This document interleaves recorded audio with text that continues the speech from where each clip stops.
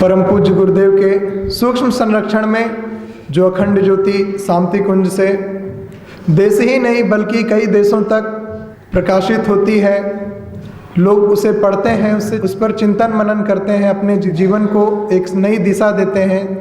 आइए उस अखंड ज्योति के एक लेख को हम लोग पढ़ते हैं। सुख दुख जीवन के अभिन्न पहलू, हम व्यर्थ ही दुखों में रोते हैं, अपने भाग्य या ईश्वर को कोसते हैं। दुख तो प्रकृति माता की वह प्रक्रिया है, ईश्वर का वह वरदान है जिससे हम सचेष्ट होते हैं, जीवन की शक्तियों को उपयोग में लाते हैं और इससे हमारे सुखद एवं उज्जवल भविष्य का निर्माण होता है। सुख में हम हंसते हैं किंतु दुख में रोते हैं, चिंता शोक में डूब जाते हैं। यह हमारे एकांगी दृष्टिकोण का अज्ञान का परिणाम है।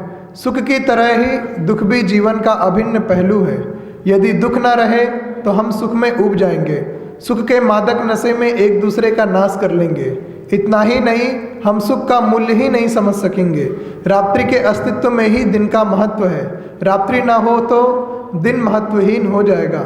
जिस तरह रात और दिन एक ही काल के दो पहलू हैं, उसी तरह सुख दुख भी हमारे जीवन के दो पहलू हैं। जिस तरह रात के बाद दिन और दिन के बाद रात आती है, उसी तरह दुख के बाद सुख और सुख के बाद दुख का क्रम चलता ही रहता है।